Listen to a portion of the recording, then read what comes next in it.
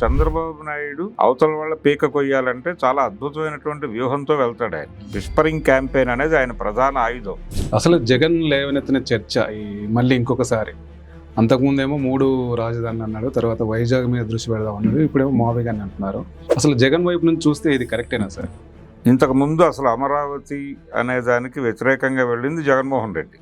అభివృద్ధి వికేంద్రీకరణలో భాగంగా న్యాయ రాజధాని కర్నూలులోను, శాసన రాజధానిగా అమరావతి, పరిపాలనా రాజధానిగా విశాఖపట్నం. చంద్రబాబు నాయుడు టేక్ ఓవర్ చేసినటువంటి భూముల్ని సొమ్ము అల్లుడు దానం చేసినట్టు ఆ భూముల్ని తీసుకెళ్లి పేదలకు పంచాడు. ఈ భూములు ఇప్పుడు ఇచ్చాం మేము, ఈ భూములు ఉండొచ్చు పోవచ్చు, అంటే మీరు చేయాల్సిన పని ఏంటి? ఈ భూములు కాపాడుకోవాలంటే మాకు ఓటు వేయాలి, మమ్మల్ని గెలిపిస్తూ ఉంటే ఈ భూములు ఉంటాయి.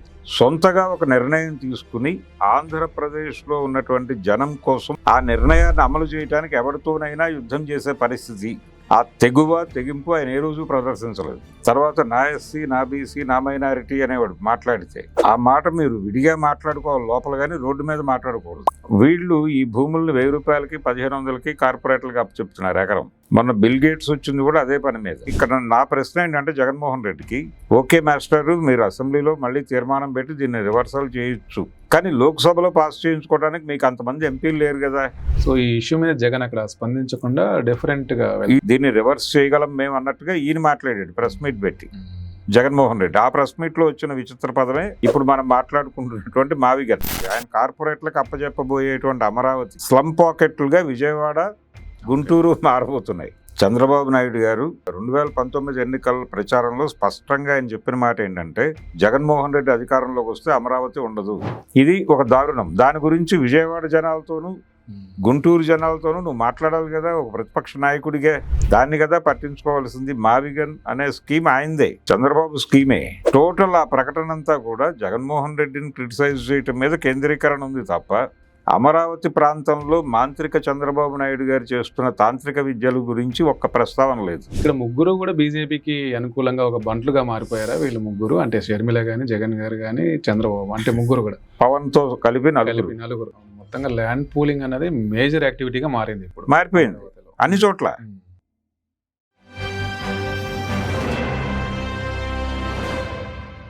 Hello, welcome to 3TV. ఈరోజు మనతో పాటు సీనియర్ జర్నలిస్ట్ భరద్వాజ్ గారు ఉన్నారు. సార్ నమస్తే. సార్ నమస్తే సార్. రీసెంట్గా అంటే అమరావతి మీద మరొక చర్చ తెరపైకి వచ్చింది. ముఖ్యంగా జగన్ మావిగన్ అని ఒక మచిలీపట్నం, విజయవాడ, గుంటూరు ఈ మూడింటిని కలిపి తీసుకుంటే బాగుంటుంది కదా అని ఒక చర్చను లేవనెత్తాడు. అసలు జగన్ లేవనెత్తిన చర్చ మళ్ళీ ఇంకొకసారి అంతకుముందేమో 3 రాజధానులు అన్నాడు, తర్వాత వైజాగ్ మీద దృష్టి పెడదాం అన్నాడు, ఇప్పుడేమో మావిగా అని అంటున్నారు. అసలు జగన్ వైపు నుంచి చూస్తే ఇది కరెక్టేనా సార్? అంటే ఈ మావిగన్ అనేటువంటి నినాదం ఎప్పుడు ఇచ్చాడు ఆయన, ఏ సందర్భంలో ఇచ్చాడంటే, అమరావతికి చట్టబద్ధత కల్పిస్తున్నాను అని చంద్రబాబు గారు చెప్పి అసెంబ్లీలో ఒక తీర్మానం, అంటే విభజన చట్టానికి ఒక సవరణ అనే పేరుతో అసెంబ్లీలో ఒక తీర్మానం చేసి ఈ తీర్మానాన్ని పార్లమెంటుకు పంపించి అక్కడ 2 సభల్లోనూ దానికి ఆమోద ముద్ర వేయించి అక్కడి నుంచి రాష్ట్రపతి దగ్గరికి పంపించి అక్కడ కూడా ముద్ర వేయించుకుని ఈ కార్యక్రమంలో, అంటే అమరావతి అనేది దాని గురించినటువంటి ఏ రకమైన అనుమానాలు పెట్టుకోకండి, అమరావతి పర్మనెంట్ రాజధానిగా నేను దానికి అన్ని విధాలా ఫ్రేమ్ చేశాను, ఇక భవిష్యత్తులో ఎవరు దీని గురించి మాట్లాడే అవకాశం లేకుండా చేశాను, శాశ్వతంగా అది ఒకటి ఉండాలి అని ఒక భద్రత కల్పించాను అని ఎవరికి చెప్పదలుచుకున్నాడు ఆయన? అక్కడున్న జనాలకు, రైతులకు కాదు, బయట నుంచి పెట్టుబడులు పెట్టడానికి వచ్చే వాళ్ళకి చెప్పాడు ఆయన. వాళ్ళకి భరోసా కల్పించడం కోసం ఈ కార్యక్రమం తీసుకున్నాడు. తీసుకున్న సందర్భంగా ఇంతకు ముందు అసలు అమరావతి అనే దానికి వ్యతిరేకంగా వెళ్ళింది జగన్మోహన్ రెడ్డి. ఎన్నికల టైంలో ఆయన ఆ విషయం ప్రస్తావించలేదు. నిజానికి 2019 ఎన్నికలని చంద్రబాబు నాయుడు గారు రాజధాని అంశం మీద రెఫరెండంగా మార్చాడు. ఆయన 2019 ఎన్నికల ప్రచారంలో స్పష్టంగా ఆయన చెప్పిన మాట ఏంటంటే, జగన్మోహన్ రెడ్డి అధికారంలోకి వస్తే అమరావతి ఉండదు, కాబట్టి అమరావతి ఉండాలంటే నన్ను ఎన్నుకోండి అని చెప్పాడు ఆయన. పాత వీడియోలు చూస్తే అర్థమవుతుంది. అయితే జనాలు జగన్మోహన్ రెడ్డికి ఓటేశారు. అవును, ఓటేశారంటే మాకు రాజధాని అక్కర్లేదని ప్రజలు చెప్పినట్టుగా భావించాలి కదా. రెఫరెండంగా తీసుకుంటే చంద్రబాబు నాయుడు గారు రెఫరెండంగా ఎన్నికలకు వెళ్ళిన 2 సందర్భాల్లో ఫెయిల్ అయ్యాడు. ఒకటి అమరావతి మీద రెఫరెండంగా వెళ్ళిన 2019 ఎన్నికల్లో ఓడిపోయాడు. అంతకు ముందు 2004 ఎన్నికలు కూడా ఆయన నక్సల్స్ని తుదముట్టించేస్తాను, నేను అధికారంలోకి వస్తే నా మీద దాడి చేశారు వాడు అలిపిరిలో. కాబట్టి ఇప్పుడు అమిత్ షా గారు చెప్తున్నటువంటి మావోయిస్ట్ ముక్త్ భారత్ ఆ నినాదాన్ని నేను సాధిస్తానని ఆ రోజున చెప్పాడు ఆయన 2003లో చెప్పి దాన్ని సాధించటం కోసం నేను ముందస్తు ఎన్నికలకు పెడుతున్నాను అని రెఫరెండంగా మార్చాడు దాన్ని. ఆ రెఫరెండంలో ఓడిపోయి వైఎస్ రాజశేఖర రెడ్డి గెలిచాడు. 2019లో క్యాపిటల్ మీద రెఫరెండంగా వెళ్ళినప్పుడు జగన్మోహన్ రెడ్డి గెలిచాడు. అక్కడ తండ్రి ఇక్కడ కొడుకు, వీళ్ళిద్దరూ గెలిచింది చంద్రబాబు రెఫరెండం పుణ్యమే. అదొక గొడవ. అయితే ఈయన రాజధాని మీద రెఫరెండంగా వెళితే జనాలు తిరస్కరించారు. తర్వాత వచ్చినటువంటి జగన్మోహన్ రెడ్డికి అది కొంచెం బలాన్ని ఇచ్చింది. ఆ బలం తీసుకుని ఈయన ఏం చేశాడంటే దాని మీద డబ్బులు పెట్టడం మానేశాడు. అమరావతి మీద ఎక్కడ నిర్మాణాలు అక్కడ ఆపేసి ఈయన ప్రోగ్రామ్ ఏమిటి, టోటల్ గా మీట నొక్కటం. ఆయన భాషలో చెప్పాలంటే మీట నొక్కటం, డబ్బులు అకౌంట్లో పడిపోవటం, గ్రామ వాలంటీర్లు వెళ్ళి సరుకులు అవి ఇళ్లకి డెలివరీలు ఇవ్వటం, వాళ్ళకి ఏదైనా ఇబ్బందులు ఉంటే చూడటం చేశారు. నిజానికి అది సర్వీసే. ఆయన ఈ విలేజ్ వాలంటీర్స్ అనేటువంటి కార్యక్రమం వాళ్ళకి 5,000 ఇచ్చినప్పటికీ వాళ్ళు ఇతర పనులు కూడా చేసుకునేవాళ్ళు, ఊళ్ళో చేసుకునేవాళ్ళు, వాళ్ళ సంపాదన వాళ్ళకు ఉండేది. కానీ 5 నుంచి 10 చేస్తానని చంద్రబాబు వాళ్ళని పూర్తిగా పక్కన పెట్టాడు. ఈ వాలంటీర్ వ్యవస్థ అనేది మంచి ఏర్పాటే చేశాడు జగన్మోహన్ రెడ్డి. అలాగే రకరకాల పద్ధతుల్లో జనాలకు డబ్బులు అందే ఏర్పాటు చేశాడు. ఈ డబ్బులు తీసుకున్న వాళ్ళు ఆ డబ్బులను తిరిగి మార్కెట్లోనే పెడతారు. ఎలాగూ అది మందు రూపంలో పెడతారా లేకపోతే మరో రూపంలో పెడతారా, అది తిరిగి మార్కెట్లోకే వచ్చేస్తుంది. అంటే సంక్షేమ పథకాల ద్వారా కొన్ని సెక్టార్స్కి కొనుగోలు శక్తిని ఇవ్వటం మార్కెట్ అవసరం. ఆ కార్యక్రమాన్ని ఆయన విజయవంతంగా నిర్వహించాడు. దానికోసం ఎక్కువ డబ్బులు కేటాయించి ఈ క్యాపిటల్ని పక్కన పెట్టేసి ఇతరేతర కార్యక్రమాల్లోకి వెళ్ళిపోయాడు. ఆ సందర్భంగా ఆయన అమరావతి కాదు అనడానికి ఒక ఆర్గ్యుమెంట్గా అభివృద్ధి వికేంద్రీకరణ నినాదాన్ని ఎత్తుకున్నాడు. అభివృద్ధి వికేంద్రీకరణలో భాగంగా న్యాయ రాజధాని కర్నూలులోను, కర్నూలు అనేది ఆంధ్రప్రదేశ్ అంటే ఆంధ్ర రాష్ట్రం, ఆంధ్రప్రదేశ్ కాదు, ఆంధ్ర రాష్ట్రంగా మెడ్రాస్ నుంచి విడిపోయినప్పుడు మొదటి క్యాపిటల్ అది కర్నూలు. ఇప్పటికీ ఆ ఊళ్ళో A camp, B camp, C camp అని 3 ఏరియాలు ఉంటాయి. ఈ క్యాంపుల గొడవ అంతా అప్పుడు వచ్చినవి. సో అలా కర్నూలు రాజధానిగా ఏర్పడినటువంటి పరిస్థితి. ఆ కర్నూలుకి తిరిగి సిగ్నిఫికెన్స్ ఇవ్వటం కోసం న్యాయ రాజధాని కోర్టు అక్కడ పెడతాను హైకోర్టు అన్నాడు. ఓకే, మంచిది. దాన్ని సుప్రీంకోర్టు తిరస్కరించింది. తిరస్కరించిన తర్వాత అది పక్కన పెట్టేస్తే శాసన రాజధానిగా అమరావతి, అంటే అమరావతిలో శాసనసభ ఉంటుంది, సెక్రటేరియట్ అక్కడ ఉండదు. పరిపాలనా రాజధానిగా విశాఖపట్నం, సెక్రటేరియట్ అక్కడ ఉంటుంది, అక్కడ నుంచి పరిపాలన నడుస్తుంది, ఇక్కడ శాసనాలు చేస్తారు, అక్కడ పరిపాలన జరుగుతుంది. దీని మీద ఏమైనా డిస్ప్యూట్స్ ఉంటే కర్నూలులో పెట్టాలి. దాని మీద ఆ రోజుల్లో చంద్రబాబు గారు జోక్ వేశాడు. అంటే శాసనం జరిగే అమరావతి నుంచి ఈ శాసనం విశాఖపట్నం చేరితే, విశాఖపట్నం నుంచి పరిపాలన అమలవుతే, ఆ అమలైన పరిపాలన మీద ఎవరికైనా డిసెంట్ ఉంటే వాళ్ళు బస్సులో కర్నూలు వెళ్ళి అక్కడ పిటిషన్ అయ్యాలా, ఏమిటి దారుణం అని జోకేసాడు ఆయన. సరే, ఆయన ఏం జోకేసినా దానికి సటైరికల్ గా ఆ రోజుల్లో సజ్జల రామకృష్ణారెడ్డి గారు రిప్లై ఇచ్చాడు. అంటే ఇదంతా మూమెంటే కదా, ఇదంతా రెవెన్యూ జనరేట్ అవుతుంది కదా according to your marketing language అని చెప్పి మాట్లాడాడు ఆయన. అలా ఒక మాటల యుద్ధం జరిగింది. మొత్తానికి అక్కడ హైకోర్టు కుదరదని సుప్రీంకోర్టు చెప్పేసింది. సో రాజధాని, న్యాయ రాజధాని అనేది క్లోజ్ అయింది. క్లోజ్ అయ్యి ఆ కోర్టు ఇక్కడికి వచ్చేసింది అమరావతికి. వచ్చేసినప్పుడు ఇది న్యాయ శాసన రాజధానిగా మారింది. ఆయన చివరి క్షణం వరకు సెక్రటేరియట్ వైజాగ్కి తీసుకెళ్లాలనే ప్రోగ్రాంలోనే ఉన్నాడు. ఎంప్లాయీస్ కూడా ఫిక్స్ అయిపోయారు, ఈ నెలలో ఇంకో నెలలో మేము వెళ్ళిపోతామని మాట్లాడేవాళ్ళు వాళ్ళు. ఇలా నడుస్తున్నటువంటి టైంలో నిజానికి 3 రాజధానులు అని చెప్పిన రోజే అమరావతిని నేను పూర్తి స్థాయి రాజధానిగా అంగీకరించడం లేదు అని చెప్పిన వెరీ ఫస్ట్ డే ఆయన చేసి ఉండాల్సిన పని ఏంటంటే, జగన్మోహన్ రెడ్డి అమరావతి కోసం 38,000 ఎకరాల పైన పొలాలు ఇచ్చినటువంటి రైతులు ఉన్నారు అక్కడ. వాళ్ళందరినీ కూర్చోబెట్టి ఇప్పుడు 40,000 ఎకరాలు మళ్ళీ అడిగాడు.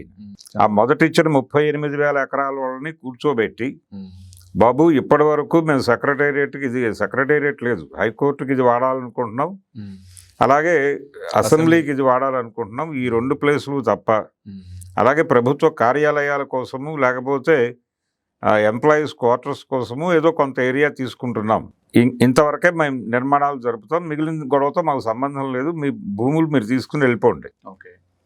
మీ పట్టాలు మీకు ఇచ్చేస్తాం. ఇప్పటివరకు కౌలు డబ్బులు ప్రభుత్వం మీకు వేసింది, సో మీరు ఎంజాయ్ చేశారు, ఇప్పుడు మీ భూములు మార్క్ చేసి ఇచ్చేస్తాం మీకు. మీరు వచ్చినటువంటి అంటే ఈ కోర్టులో పని కోసము లేకపోతే అసెంబ్లీలో పనుల కోసము వచ్చే వాళ్ళ కోసం మీరు లాడ్జీలు కట్టుకుంటే కట్టుకోండి మీ పొలాల్లో, అది మాకు సంబంధం లేదు. మీరు కమర్షియల్ యాక్టివిటీ చేసుకోండి, వీళ్ళ కోసం బార్లు పెట్టుకుంటారా కిరాణా కొట్లు పెట్టుకుంటారా అనేది మీ గొడవ, మాకు సంబంధం లేదు. కాకపోతే మీకు కావాలంటే ఆ నిర్మాణాలకి బ్యాంకు నుంచి లోన్స్ ఇప్పించే బాధ్యత మేము తీసుకుంటాం, మీ ప్రాపర్టీస్ వాళ్ళకి ప్లెడ్జ్ చేస్తే. ఇలాంటి ఒక డైలాగ్ ఉండాలి కదా. అసలు వాళ్ళతో మాట్లాడనే లేదు ఈయన, వాళ్ళతోనే కాదు అసలు ఈయన కార్యకర్తలతోనే మాట్లాడలేదు ఈయన. ఎప్పుడు వైఎస్ఆర్సీపీ కార్యకర్తలకి యాక్సెస్ లేదు, ఎమ్మెల్యేలకి యాక్సెస్ లేదు, ఎవరికి లేదు, మంత్రులకి యాక్సెస్ లేదు, పార్టీ జిల్లా అధ్యక్షులకి యాక్సెస్ లేదు. ఆయన తరఫున షాడో బయటకు వచ్చి మాట్లాడుతుంది. ఇలాంటి పరిస్థితి క్రియేట్ చేశారు మీరు, చేసి అయిపోయింది, ఆ కథ ముగిసింది, అయిపోయింది. ఎందుకు చేయలేదు జగన్మోహన్ రెడ్డి అప్పుడు ఆ పని? ఆయనకు తెలియక చేయలేదని నేను అనుకోను, తెలుసు ఆయనకి, ఆయనకి తెలుసు, ఆయన చుట్టూ ఉన్న నాయకులకి తెలుసు, బొత్స సత్యనారాయణ గారికి కూడా తెలుసు. కానీ ఎందుకు చేయలేదంటే భూములు వెనక్కి ఇవ్వటం అనేది కేంద్ర ప్రభుత్వానికి చిరాకు తెప్పిస్తుంది, అందుకని ఆ నిర్ణయం చేయలేదు. ఇప్పుడు సెంట్రల్ గవర్నమెంట్ ప్రోగ్రామ్ ఏంటి? ల్యాండ్ ప్రొక్యూర్మెంటే. ప్రభుత్వ భూములు ఎక్కడ పడితే అక్కడ పెంచుకోండి, ల్యాండ్ బ్యాంకింగ్ పెంచుకోండి. వాళ్ళు వక్ఫ్ భూములన్నీ కంట్రోల్లోకి తీసుకున్నారు రీసెంట్గానే. ఇప్పుడు దేవాదాయ భూములు ఇవన్నీ కూడా కంట్రోల్లోకి తీసేసుకుంటున్నారు. దాంతోపాటు ప్రభుత్వ భూములు గతంలో ప్రభుత్వం ఇతరేతర కేటాయింపులు జరిపినవి కూడా వెనక్కి లాక్కుంటున్నారు. నాదర్గుల్ వివాదం చూస్తున్నాం మనం తెలంగాణలో, అలాగే ఖమ్మంలో జరిగినటువంటి దాడులు చూస్తున్నాం. ఏది భూజాన్ భూములు, వినోబా భావే రోజుల్లో డొనేట్ చేసిన భూముల్ని ఇప్పుడు కంట్రోల్లోకి తీసుకునే ప్రయత్నం చేశారు. అంటే దానిలో కొన్ని బయటకు వెళ్ళిపోయినవి ఉన్నాయి, అయినప్పటికీ వీళ్ళు హోల్సమ్గా అక్కడ దుప్పటేసే ప్రయత్నం చేశారు.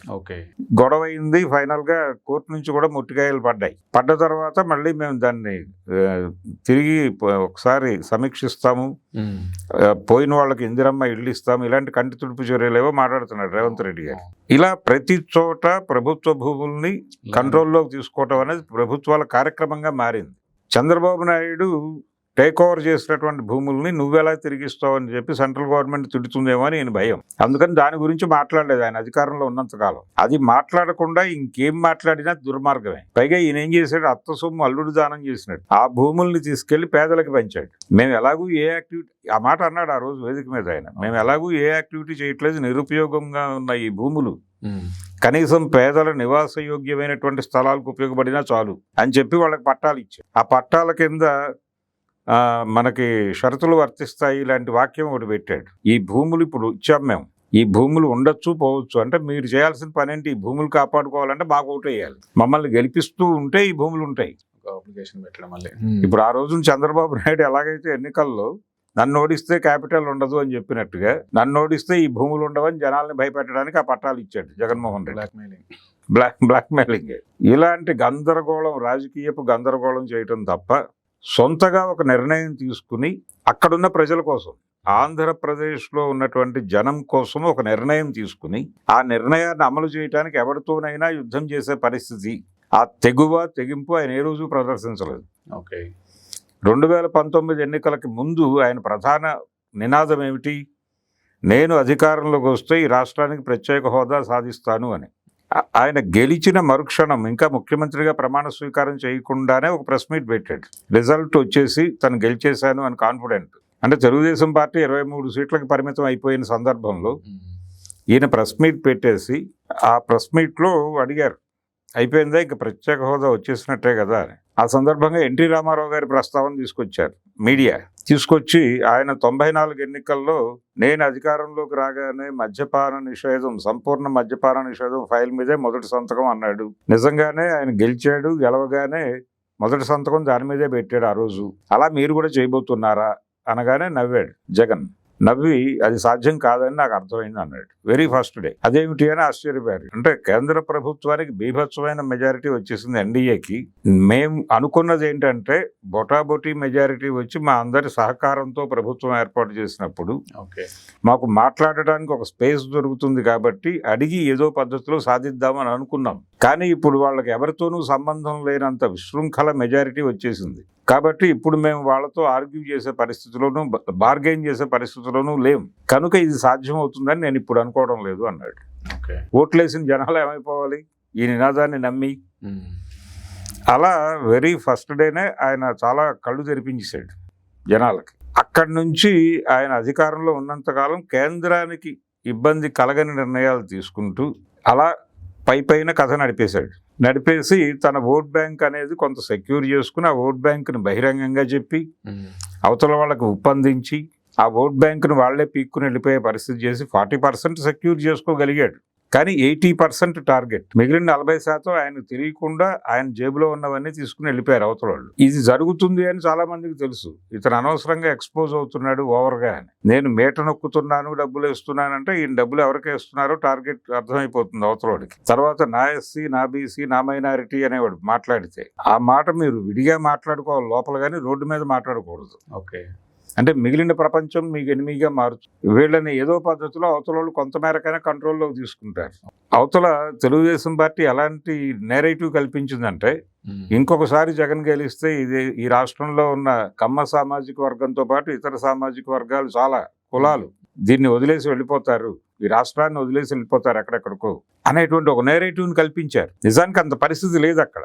అయినప్పటికీ ఇక్కడ బతకలేకపోతున్నాం, ఇది సోమాలియా అయిపోయింది అనేటువంటి ఒక నిరంతర ప్రచారం. దాన్ని అడ్డుకోవడానికి ఈయన దగ్గర ఏమీ లేదు, ఆర్గ్యుమెంట్ లేదు, గొడవ లేదు. అలాంటి ఒక విచిత్రమైన పరిస్థితి. అంటే చంద్రబాబు నాయుడు అవతల వాళ్ళ పీక కొయ్యాలంటే చాలా అద్భుతమైనటువంటి వ్యూహంతో వెళ్తాడు ఆయన. విస్పరింగ్ క్యాంపెయిన్ అనేది ఆయన ప్రధాన ఆయుధం. ప్రతి ఒక్కడి మీద గుసగుసల ప్రచారం మొదలు పెట్టిస్తాడు జనంలో.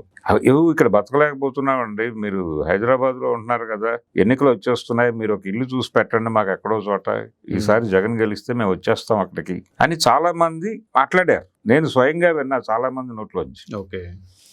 ఇలాంటి వాతావరణం అక్కడ లేకపోయినా కల్పించటం అనేది ఆయన గొప్పతనం. చంద్రబాబు నాయుడు గారు ఇలాంటి యుద్ధమే చేస్తాడు. కాబట్టి దాన్ని ఎదుర్కోవడానికి నీ దగ్గర వ్యూహం లేదు, నువ్వు జనాన్ని నమ్మవు, జనానికి కావలసిన కార్యక్రమాలు తీసుకోవు, జనాలు యాక్సెప్ట్ చేసేవాళ్ళ ఈయన పట్టాలు ఇస్తే అన్నారు ఒక ఆయన. వాళ్ళు యాక్సెప్ట్ చేస్తారా లేదా అనేది వేరే గొడవ. వాళ్ళు ఏదో ఆశపడి ఇచ్చారు, నువ్వు కాదనుకున్నావు. వాళ్ళు ఆశపడింది రాజధాని కడతావు, అక్కడ కమర్షియల్ ఏరియాలో 200 గజాలు, రెసిడెన్షియల్గా 1100 గజాలు ఇస్తారని కదా చంద్రబాబు నాయుడు గారి వాగ్దానం. అది మీరు కూడా అమలు చేస్తారేమని వాళ్ళు అనుకుంటున్నారు. చేయమని చెప్పేయండి, చెప్పేసి వాళ్ళ కాగితాలు వాళ్ళకి ఇస్తే వాళ్ళు తిప్పలాలు పడతారు కదా. మీరు చేస్తారా చెయ్యరు అనేది ఇక్కడ కమిట్ అయ్యారు. ఈ కమిట్మెంట్ వాళ్ళకి ఎందుకు ఇవ్వలేదు అనేది గొడవ. ఇలా నానా గందరగోళంగా నడిపేశాడు ఆయన. ఆ 3 రాజధానులను స్థిరపరచుకోవడానికి ప్రయత్నం చేయలేదు. అమరావతి విషయంలో కూడా ఆయన డెసిషన్స్ ఏవి వర్కౌట్ కావేమో అనే సందేహం ఆయనకి ఉంది.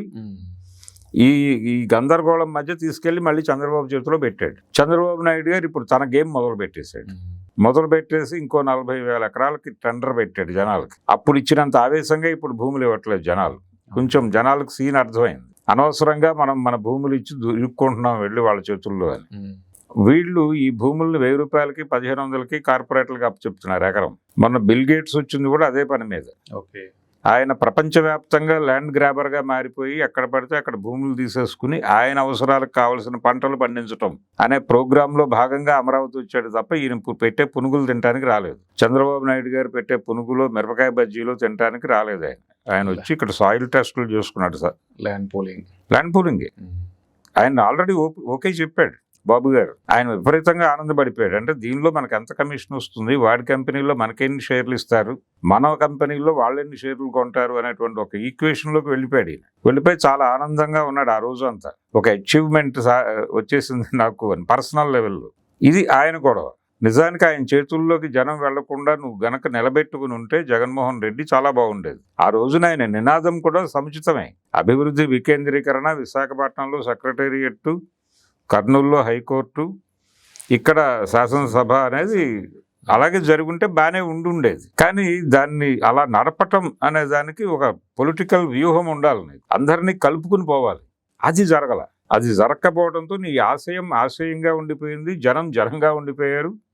వాళ్ళ చావులు వాళ్ళు చస్తున్నారు. తీసుకెళ్లి ఫైనల్గా మీరేమో తిరిగి ఆ మాంత్రికుడి చేతిలోనే పెట్టారు రాష్ట్రాన్ని. ఆ మాంత్రికుడు తనదైన మాయాజాలం మొదలు పెట్టేశాడు. ఇప్పుడు అక్కడ ఎయిర్పోర్ట్ మళ్ళీ కడతానంటున్నాడు. గన్నవరం ఎయిర్పోర్ట్ కోసం భూములు తీసుకున్నారు. ఆ భూములు కోల్పోయిన వాళ్ళలో, గన్నవరం ఎయిర్పోర్ట్ కింద భూములు కోల్పోయిన వాళ్ళలో నిర్మాత అశ్విని దత్ కూడా ఉన్నాడు. ఇలా అందరి భూములు తీసేసుకుని అక్కడ ఎయిర్పోర్ట్ ఎక్స్పాండ్ చేశారు గన్నవరంలో. ఇప్పుడు మళ్ళీ అమరావతిలో ఇంకొక ఎయిర్పోర్ట్, అంతర్జాతీయ స్థాయి విమానాశ్రయం అంటున్నాడు. అది కడతారా లేదా అనేది పక్కన పెడితే జనాల్ని టెర్రరైజ్ చేయటం. అలాగే ఒక 50 ప్లాట్ఫామ్స్తో రైల్వే స్టేషన్ అంటున్నాడు. మరి అది ఎలా ఊహిస్తున్నారో, దానికోసం ప్రపంచంలో ఇప్పటి వరకు ఏ రైల్వే స్టేషన్ కోసము ఎక్వైర్ చేయనంత భూమి ఎక్వైర్ చేస్తున్నారు. కాదన్న వాళ్ళ మీద దాడులు చేస్తున్నారు, కేసులు పెడుతున్నారు. ఈ దారుణాలు జరుగుతుంటే దాని గురించి కదా నువ్వు మాట్లాడాల్సింది రోడ్డు మీదకి వచ్చి. మొత్తంగా ల్యాండ్ పూలింగ్ అనేది మేజర్ యాక్టివిటీగా మారింది, ఇప్పుడు మారిపోయింది అన్ని చోట్ల. అవును, దీనికి వ్యతిరేకంగా ఏ ప్రతిపక్షము రోడ్డు మీదకి రావట్లా. ఇప్పుడు ఇక్కడ మూసీ నది, దాన్ని ఏదో చేస్తాను, దాన్ని స్వర్గధామంగా మారుస్తాను అని చెప్పి గాంధీ సరోవర్ అనే ఒక గాంధీ మనోడే, మీరు మా తాత పేరు చెప్పి అక్కడ జనాల్ని టెర్రరైజ్ చేయకండి అని ట్వీట్ చేశాడు ఆయన. ఇక్కడ అలాగే జరుగుతుంది. చేసినప్పటికీ దాన్ని పట్టించుకోలేదు. మేము అంటే ఆయన 500 అడుగులు రామారావు విగ్రహం పెడతానంటున్నాడు చంద్రబాబు నీరుకొండ మీద. ఈయన దాదాపు అదే లెవెల్లో గాంధీ గారిని పెడతానంటున్నాడు రేవంత్ రెడ్డి గారు అనేసి. ఆ చుట్టుపక్కల ఆల్రెడీ పట్టాలు ఉన్నటువంటి భూముల్లో కట్టుకున్నటువంటి అపార్ట్మెంట్ల మీద దాడి చేసేసి మీరందరూ వెళ్ళిపోండి ఇక్కడ నుంచి అని చెప్పి ఇప్పుడు నోటిఫై చేస్తే అలాగా. వాళ్ళందరికీ బ్యాంక్ లోన్స్ ఉన్నాయి. 20 ఏళ్లకి బ్యాంక్ లోన్ తీసుకుని ఉన్న వాళ్ళు కూడా ఉన్నారు అక్కడ. ఏమైపోవాలి వీళ్ళందరూ? బ్యాంకులు ఏమైపోవాలి? ఈ నెక్స్ట్ ఇన్స్టాల్మెంట్ కట్టకపోతే గవర్నమెంట్ కడుతుందా? వాళ్ళు నిరాహార దీక్షలు చేసుకుంటున్నారు వాళ్ళ కాంపౌండ్లో కూర్చుని. ఇలా జనం జీవితాలతో ఫుట్బాల్ ఆడినట్టు ఆడేస్తున్నారు. సో ఈ ఇష్యూ మీద జగన్ అక్కడ స్పందించకుండా డిఫరెంట్ గా ఇప్పుడు ఆయన ముఖం కాపాడుకోవడం కోసం ఆయన బొత్స సత్యనారాయణ ఇమ్మీడియట్ గా ఎప్పుడైతే ఈయన ఈ లోక్సభలో బిల్లు ప్రవేశపెట్టి ఓకే అనిపించుకున్నాడో ఇమ్మీడియట్ గా బొత్స సత్యనారాయణ ఇది చట్టబద్ధతని ఎలా అంటామండి అన్నాడు మీడియా ముందుకు వచ్చి. రేపు మేము అధికారంలోకి వస్తే మేము కూడా పార్లమెంట్లో చట్టం పాస్ చేసేసి, అంటే ఇదే బిల్లు మేము కూడా అసెంబ్లీలో పెడతాం, అసెంబ్లీలో పాస్ అయ్యాక మేము కూడా లోక్సభకి వెళ్తాం, రాజ్యసభకి వెళ్తాం, రాష్ట్రపతి దగ్గరికి వెళ్తాం, దీన్ని రివర్స్ చేయగలం మేము అన్నట్టుగా ఈయన మాట్లాడాడు ప్రెస్ మీట్ పెట్టి జగన్మోహన్ రెడ్డి. ఆ ప్రెస్ మీట్లో వచ్చిన విచిత్ర పదమే ఇప్పుడు మనం మాట్లాడుకుంటున్నటువంటి మావిగన్. అయితే ఇక్కడ నా ప్రశ్న ఏంటంటే జగన్మోహన్ రెడ్డికి, ఓకే మాస్టర్ మీరు అసెంబ్లీలో మళ్ళీ తీర్మానం పెట్టి దీన్ని రివర్సల్ చేయొచ్చు, తప్పేం కాదు. కానీ ఇక్కడ మీకు మెజారిటీ వచ్చి మీరు ప్రభుత్వం ఏర్పాటు చేసినప్పుడు మీరు పెట్టిన బిల్లు మీరు పాస్ చేసుకోగలరు అసెంబ్లీ వరకు. కానీ లోక్సభలో పాస్ చేయించుకోవడానికి మీకు అంతమంది ఎంపీలు లేరు కదా. ఇప్పుడు చంద్రబాబు ఎలా చేయించుకోగలిగాడంటే ఆయన ఎన్డీఏలో భాగస్వామి కాబట్టి, అక్కడ ప్రపోజ్ చేసింది భారతీయ జనతా పార్టీ కాబట్టి ఆయన అక్కడ లోక్సభలోనూ చేయించుకోగలిగాడు, అక్కడ రాజ్యసభలోనూ పని పూర్తయింది. రాష్ట్రపతి గారు ఇమ్మీడియట్గా ముద్రేశారు, తెచ్చేసుకున్నాడు ఆయన కాగితం. అలా తెచ్చుకోవడానికి మీకు ఖచ్చితంగా బీజేపీ నీడ్ పడుతుంది. అప్పుడు బీజేపీ వాళ్ళని జనాలు ఎలా చూస్తారు? అప్పుడు వాళ్ళకు ఒక పొలిటికల్ ఇది ఉండాలి కదా, జర్నీ. మొన్నేమో నువ్వు చంద్రబాబు కోసం బిల్లు పాస్ చేశావు, ఈ రోజు నువ్వు జగన్ కోసం దాన్ని రివర్సల్ చేస్తూ బిల్లు పాస్ చేస్తే ఆంధ్రప్రదేశ్ ప్రజలు బీజేపీని ఎలా చూస్తారు? బీజేపీని నెట్ట నిలువునా పాతి పెట్టరా? ఆ జ్ఞానం ఉండదా బీజేపీకి? అందుకని నువ్వు చెప్పగానే రివర్సల్ బిల్లు పెట్టడానికి వాళ్ళ అమాయకులు కాదు కదా, వాళ్ళ చేతుల్లో చిలకవి నువ్వు. ఆ జ్ఞానం లేకుండా నువ్వు అలా ఓపెన్గా జోకులు వేస్తే అలాగే రోడ్డు మీదకి వచ్చి సీరియస్ గొడవ అది. దాని మీద సటైర్లు జోకులు వేయాల్సిన సందర్భం కాదు. అది ఆయనకు అర్థం కావట్లేదు. ఇది ఎలాగూ కాదు అనే జ్ఞానం వచ్చేసిన తర్వాత కొత్త ప్రపోజల్ మావిగన్ అన్నాడు. నిజానికి ఈయన అన్నప్పుడు జనాలందరూ ఇలా కూడా ఉంటుందా అని అనుకున్నారు. కానీ చంద్రబాబు గారి వ్యూహ రచనలో అది కూడా ఉంది. జగ్గైపేట నుంచి బందర్ పోర్టు వరకు టోటల్ సిఆర్డిఏ పరిధిలోకి తీసుకొచ్చే స్కీమ్లో ఉన్నాడు ఆయన. ఇప్పుడు ఆ జగ్గైపేట ఏరియాలో ఫిలిం నగరు, ఫిలిం స్టూడియోస్ కొన్ని స్థలాలు ఇవ్వాలి అనే ఒక ప్రతిపాదన, ఒక డిస్కషన్ నడుస్తోంది. ఇక్కడ నుంచి మొదలుపెట్టి, అంటే హైదరాబాద్తో యాక్సెస్ ఉంటుంది కాబట్టి వీళ్ళని ఈ ఏరియాలో పడేస్తే వాళ్ళు ఏదో హైదరాబాద్తో లింక్ అయ్యి ఆ కార్యక్రమాలు జరుపుకుంటారు అనేది ఆయన ఐడియా. అక్కడి నుంచి మొదలుపెట్టి పోర్టు వరకు కంట్రోల్లో ఉండాలి. 2 ఎయిర్పోర్ట్లు, ఒక పోర్టు, ఒక 50-60 ప్లాట్ఫామ్ల రైల్వే స్టేషను, ఇది మేము కల్పిస్తున్న ఇన్ఫ్రాస్ట్రక్చరు. కాబట్టి విదేశీ పెట్టుబడిదారులారా అందరూ వచ్చేసి స్వర్గధామంగా మారబోతున్న ఈ ప్రాంతంలో మీరు చెలరేగిపోయి అభివృద్ధి చేసేసి జనాలను ఇక్కడి నుంచి గెంటేసి, ఇప్పుడు అమరావతి చుట్టుపక్కల సిఆర్డిఏ పరిధిలో ఇప్పుడు అక్కడ బతుకుతున్న వాళ్ళు ఎవరు రేపు ఉండరు. వీళ్ళందరూ సమీప పట్టణాలకు, ఇప్పుడు అమరావతికి విజయవాడ, గుంటూరు స్లమ్ములుగా మారబోతున్నాయి ఆయన స్కీమ్ ప్రకారం. మనం హైదరాబాద్లో చూస్తే బంజారా హిల్స్, జూబ్లీ హిల్స్ చాలా కాస్ట్లీ ఏరియా. ప్రతి కాస్ట్లీ ఏరియాకి ఒక పక్కన ఒక స్లమ్ పాకెట్ ఉంటుంది. ఈ స్లమ్ పాకెట్ దేనికంటే ఇక్కడికి వెళ్ళి కూలి పనులు చేయడానికి, వాళ్ళ ఇళ్లలో అంట్లు కడగడానికి దగ్గరలో పనివాళ్ళు ఉండాలి కాబట్టి ఒక స్లమ్ పాకెట్ ఉంటుంది. అలా ఆయన కట్టబోయే అమరావతి, ఆయన కార్పొరేట్లకు అప్పచెప్పబోయేటువంటి అమరావతి స్లమ్ పాకెట్లుగా విజయవాడ, గుంటూరు మారబోతున్నాయి. ఇది ఒక దారుణం. దాని గురించి విజయవాడ జనాలతోనూ గుంటూరు జనాలతోనూ నువ్వు మాట్లాడాలి కదా. ఒక ప్రతిపక్ష నాయకుడిగా నువ్వు ఏ రోజున జనంలోకి వెళ్ళవు, మాట్లాడవు. ఎన్నికల సమయం దగ్గరకు వస్తుండగా ఓ సంవత్సరం ముందు రోడ్డు మీదకి వచ్చి పాదయాత్ర చేస్తానని చెప్పాడు. మన అదొక విచిత్రమైన స్టేట్మెంట్. వాళ్ళు రోజువారీ సమస్యల్లో ఉన్నారు, నువ్వు వాళ్ళ దగ్గరికి వెళ్ళాలి కదా. నువ్వు ఇక్కడ చాలా భూములు బలవంతంగా లాక్కుంటున్నారు. ఇప్పుడు ఆ 40,000 ఎకరాలు ఆయన నోటిఫై చేసిన ఏరియాల్లో రోడ్ల మీదకి వెళ్ళిపోయి జనాల్ని నిలబెట్టి తోమేస్తున్నారు. మీరు మీ పార్టీ ఆ ఏరియాలో లేదు, దాన్ని కదా పట్టించుకోవాల్సింది. మావిగన్ అనే స్కీమ్ ఆయనదే, చంద్రబాబు స్కీమే. ఆయన పోర్టు వరకు దుప్పటేయడానికి సిద్ధంగా ఉన్నాడు. మీరు ఇండస్ట్రియల్ కారిడార్ రావాలి పామరు దగ్గర నుంచి మొదలు పెడితే ఆ ఏరియాని కనుక అలా నోటిఫై చేస్తే, అంటే పోర్ట్ సిటీ కాబట్టి మీకు ఎగుమతులు దిగుమతులకి అది కలిసి వస్తుంది. వైజాగ్ ఎందుకు కలిసి వస్తుంది అన్నారు ఇండస్ట్రియల్ దీనికి? అక్కడ పోర్ట్ ఉంది, అక్కడ పోర్ట్ ఉంది. మీరు ఎక్స్పోర్ట్ ఇంపోర్ట్లకి కన్వీనియన్స్ ఉంటుందని కదా మీ గొడవ.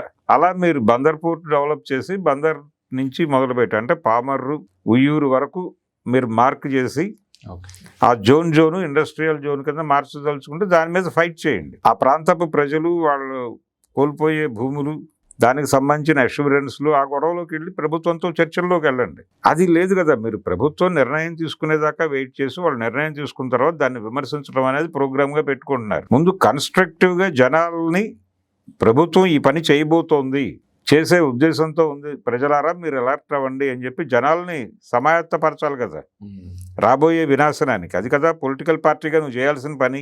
అది మానేసి వాళ్ళు నిర్ణయం తీసుకునేదాకా మీరు ఇంట్లో పడుకుని, వాళ్ళు నిర్ణయం తీసేసుకున్న తర్వాత మీరు ప్రెస్ మీట్ పెట్టి చేతులు గడిగేసుకుని, వాళ్ళేమో జనాలను చితక్కొట్టి గెంటేసి మీరు ఎలా పార్టీని ప్రజల్లోకి తీసుకెళ్లాలనుకుంటున్నారో అర్థం కాని పరిస్థితి. ఈయనకి రోడ్డు మీదకి వెళ్ళాలంటే డౌట్, ఎక్కడ ఇది కేంద్ర ప్రభుత్వానికి వ్యతిరేక ప్రకటన అవుతుందో.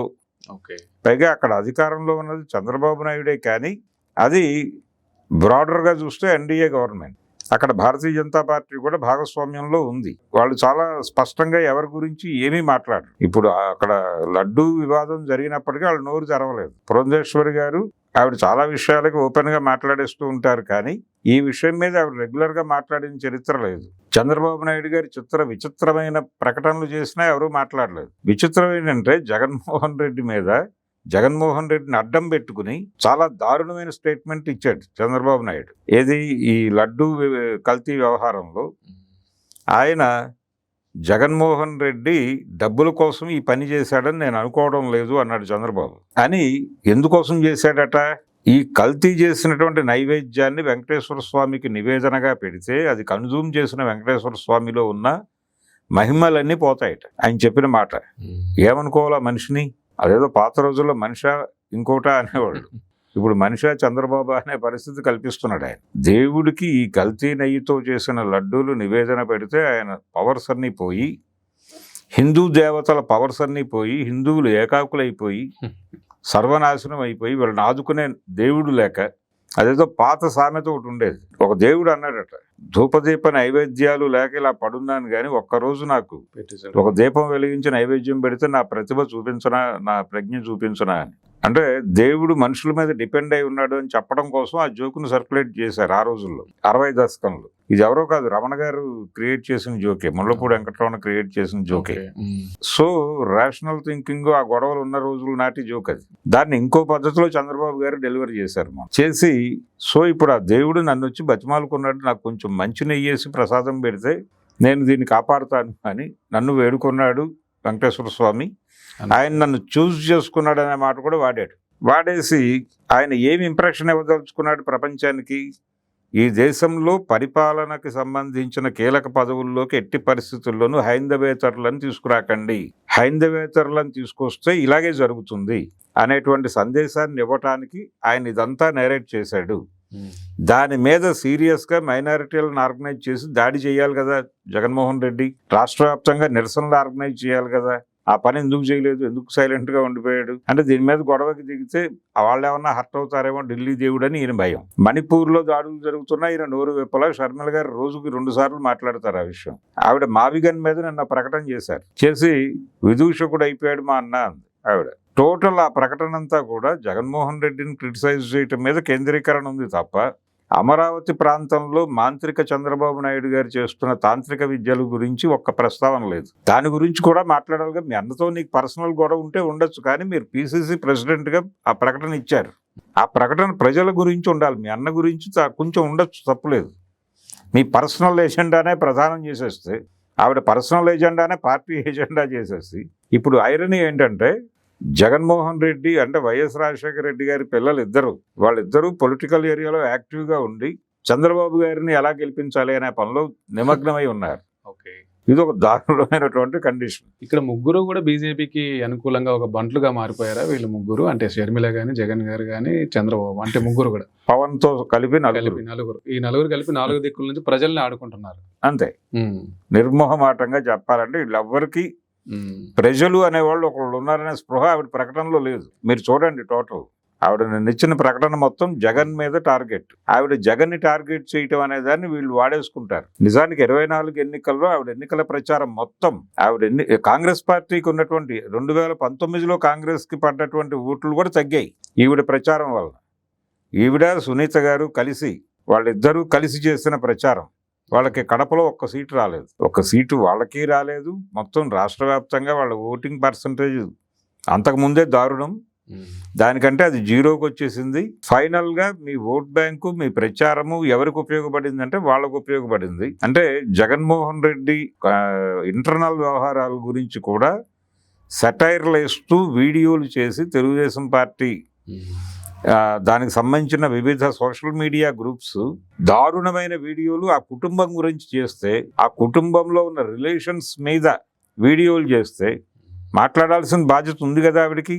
ఆ ఫ్యామిలీకి చెందిన మనిషిగా షర్మిలకి అది వదిలిపెట్టేసి కేవలం జగన్మోహన్ రెడ్డిని తిట్టడమే ప్రోగ్రాం. అలా మొదలుపెట్టేసి ఆవిడ ఎన్డీఏ గెలుపుకు సహకరించేసి 24 ఎన్నికల్లో ఇప్పటికీ ఆవిడ ఏం మాట్లాడినా వాడేసుకోవడానికి వాళ్ళు సిద్ధంగా ఉన్నారు. ఆవిడ్ని మోసింది తెలుగుదేశం మీడియానే. ఏది ఆ రోజున 24 ఎన్నికల్లో వాళ్ళ ప్రచారం మొత్తం అంటే ఏ లెవెల్కి వెళ్ళారంటే ఆంధ్రజ్యోతి లాంటి పేపర్లో షర్మిల గారి ప్రకటనలు ఫ్రంట్ పేజీలోను, చంద్రబాబు ప్రకటన 3వ పేజీలోకి నడిపించిన సందర్భం ఉంది ఎన్నికల ప్రచారం జరిగినప్పుడు. ఈ లెవెల్ మైలేజీ ఎందుకు ఇచ్చారు? వాళ్ళకు అవసరం కాబట్టి, ఉపయోగపడుతుంది కాబట్టి చేశారు. ఇది పొలిటీషియన్స్గా మీకు అర్థం అవ్వాలి కదా. ఎంతసేపు అన్నగారు ఆస్తుల పంపిణీ గొడవే కాదు కదా.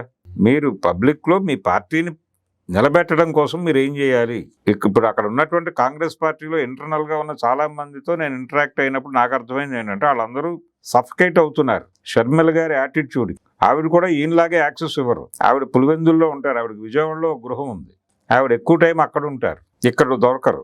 ఆవిడతో ఇంటరాక్ట్ అవ్వడం. ఇప్పుడు ఆ మధ్య ఆవిడెవరో సుంకర ఇంటి పేరు, ఆవిడ ఓపెన్గా ఆంధ్రరత్న భవన్లోనే ప్రెస్ మీట్ పెట్టి ఈవిడ పిసిసి ప్రెసిడెంట్ ఏమిటి మా జీవితాలతో ఆడుకుంటోంది అని చెప్పి మాట్లాడింది ఆవిడ. దానికి సమాధానం లేదు. ఇలాంటి పరిస్థితి ఎవరు వెళ్ళట్లేదు.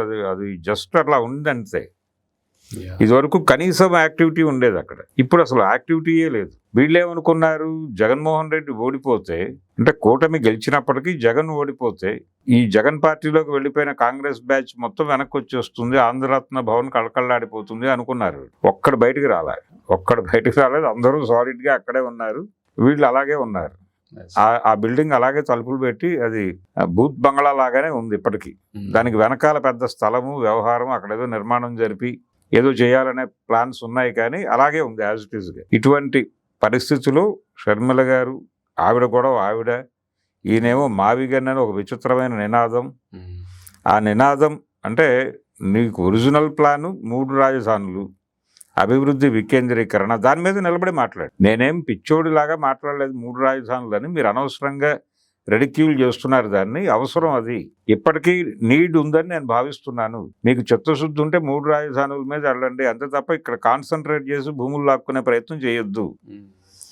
గూగుల్ డేటాబేస్ ఏదో ఒకటి పెడతానని చెప్పి, డేటా సెంటర్ పెడతానని వైజాగ్ చుట్టుపక్కల గ్రామాలని టెర్రరైజ్ చేయొద్దు అని గనక జగన్ ఆ రోజున మాట్లాడి ఉంటే, ఏది వీళ్ళు మీరు పార్లమెంట్లో చేసుకోవచ్చు కానీ నేను ప్రజాక్షేత్రంలో దీని అంతు చూస్తానని మాట్లాడి ఉంటే ఒక నాయకుడిగా ఆయన స్థాయి చాలా పెరిగేది. అది కాకుండా అసలు దాని ప్రస్తావనే లేకుండా 2 జోకులు. ఒక జోక్ ఏమో మేం అధికారంలోకి రాబోతున్నాం, మేం దీన్ని రివర్సల్ ప్రోగ్రాంలోకి వెళ్తాం అనేది ఒకటి. రెండోది మావిగన్.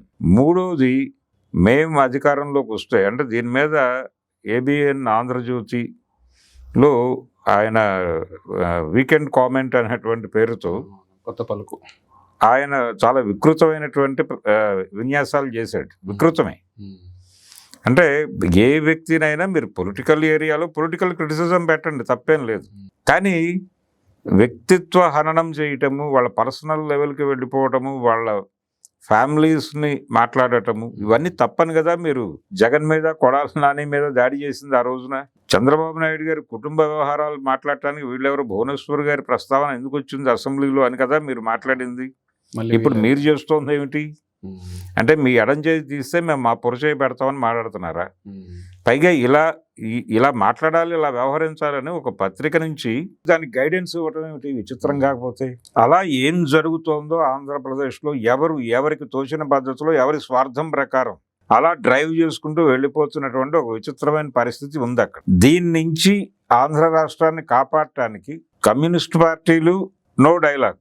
అయితే మావిగన్ మీద నారాయణ గారు ఏదో మాట్లాడే ప్రయత్నం చేశాడు కొంతవరకు. అంటే ఊరినే డొల్ల స్టేట్మెంట్లు ఇవ్వద్దండి, ఏదైనా ప్రాక్టికల్గా జనాలకు ఉపయోగపడే పనులు ఏదైనా చేద్దామన్నాడే కొంతమేరకు పర్లేదు. కానీ వాళ్ళు ఏ రకమైన ప్రోగ్రాము లేదు. అంటే పబ్లిక్ ఏరియాలో ఇప్పుడు కనీసం లీగల్ ఫ్రేమ్ వర్క్ లో పనిచేస్తామని మావోయిస్టుల పార్టీ నుంచి బయటకు వచ్చిన దేవ్జీ లాంటి వాళ్ళు మాట్లాడుతున్నారు. పోనీ లీగల్ ఫ్రేమ్ వర్క్ లో కనీసం కలెక్టర్ ఆఫీసుల దగ్గర ధర్నాలో, కనీసం రోడ్డు మీద ఒక కార్యక్రమం జరుగుతుంటే పబ్లిక్ చూసి ఇదేదో ఉంది మనకు సంబంధించింది అనుకుంటారు.